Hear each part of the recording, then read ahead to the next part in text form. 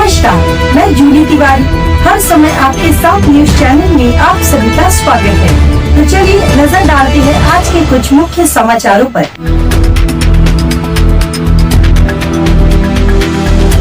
High court ने अंबरनाथ के दोनों गुटों का फैसला जिलाधिकारी पर छोड़ा। सभापति चुनाव टली। अंबरनाथ में नगर परिषद की विशेष समितियों के गठन और सभापति चुनाव को लेकर चल रहे विवाद पर हाई कोर्ट ने बड़ा फैसला सुनाया है। अंबरनाथ विकास आघाड़ी द्वारा दायर याचिका पर सोमवार को मुंबई हाईकोर्ट में सुनवाई हुई। इस दौरान माननीय न्यायालय ने स्पष्ट किया कि अंबरनाथ विकास आघाड़ी और शिवसेना दोनों गुटों द्वारा जो गठ स्थापना की गई है और जिसकी सूचना जिलाधिकारी को दी गई है, उससे जुड़े सभी दस्तावेज दोनों पक्ष 28 जनवरी तक जिलाधिकारी कार्यालय में जमा करें।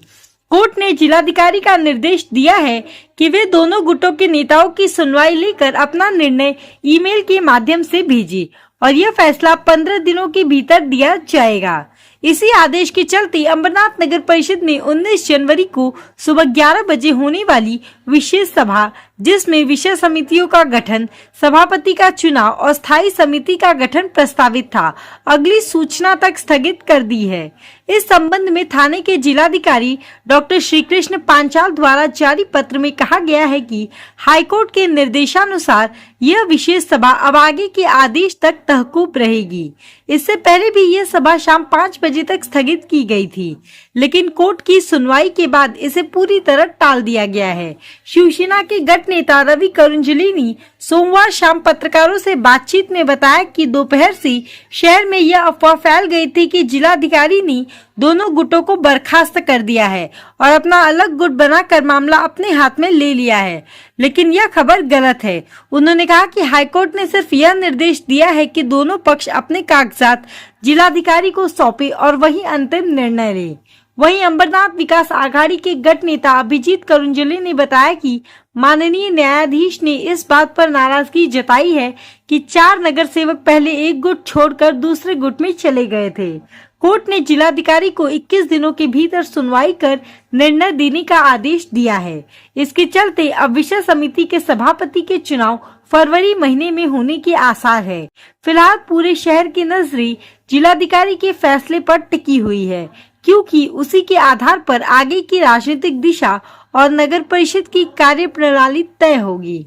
आज मुंबई उच्च न्यायालयामध्ये सदरील प्रकरणाची सुनावणी झाली आणि मुळात हे ज्या लोकांनी ही जी सुनावणीचं अपील केलं होतं ते मुंबई उच्च न्यायालयाने फेटाळलेलं आहे आणि सदरील प्रकरणी माननीय जिल्हाधिकारी कार्यालय यांना सूचना दिलेल्या आहेत की त्यांनी या प्रकरणाची योग्य ती चौकशी करून आणि ज्या मूळ जो गाभा आहे, ज्यांनी गट स्थापनेच्या वेळेस जे मुख्य जे दस्तावेज सादर केलेले आहेत त्याची छाननी करून योग्य तो निर्णय जिल्हाधिकारी कार्यालयाने घ्यायचा आहे।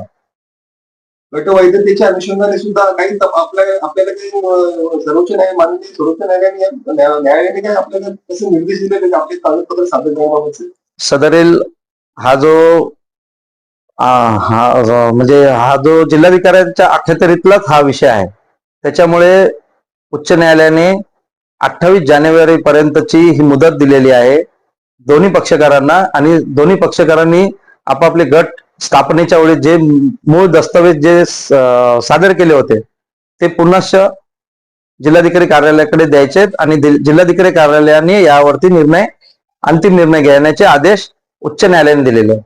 याच्याबाबतीत समोरच्या पार्टीला अपील करण्यासाठी सुद्धा काही मुभा देण्यात आलेली आहे। समजा मुळात त्या लोकांनी उच्च न्यायालयामध्ये जाण्याऐवजी माननीय जिल्हाधिकारी ठाणे यांच्याकडेच अपील दाखल करायला हवं होतं आणि सर्व अधिकार हा जो विषय आहे मुळात हा जिल्हाधिकारी कार्यालयाच्या अखत्यारीत असल्या कारणाने मुळात त्यांनी अपील तिथे दाखल करायला पाहिजे होतं।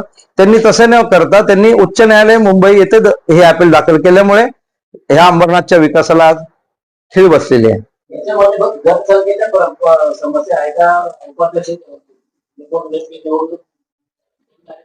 मुळात गट स्थापनेनंतर जिल्हाधिकाऱ्यांच्या आदेशानंच उपाध्यक्षाची निवडणूक पार पडलेली आहे आणि सदरील निवडणुकीमध्ये 32 सदस्यांना हात उंचावून उपाध्यक्षाची निवड केलेली आहे. त्याच्यामुळे आमचा गट हा वैध झालेला आहे आणि आमचं संख्याबळ हे सिद्ध झालेलं आहे.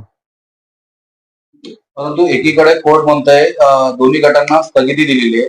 मग गट वैध आहे आपण म्हणतोय, त्यावर काय म्हणतो? गटाला स्थगिती, कोणत्याही गटाला स्थगिती दिलेली नाही, ही दिशाभूल करणारे वक्तव्य हे विरोधक करत आहेत आणि अंबरनाथच्या विकासाला हे खीळ बसवत आहेत.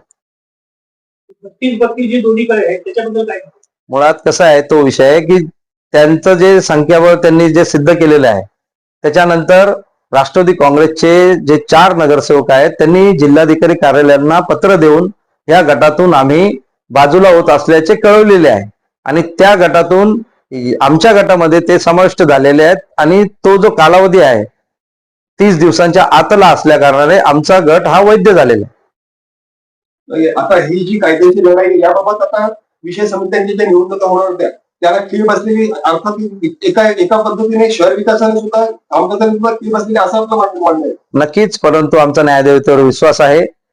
28 तारखेनंतर माननीय जिल्हाधिकारी योग्य ते निर्णय घेतील आणि सर्व सभापतींची निवडणूक पूर्ण होऊन शिवसेना महायुती आघाडीचेच सभापती या सभागृहामध्ये दिसते.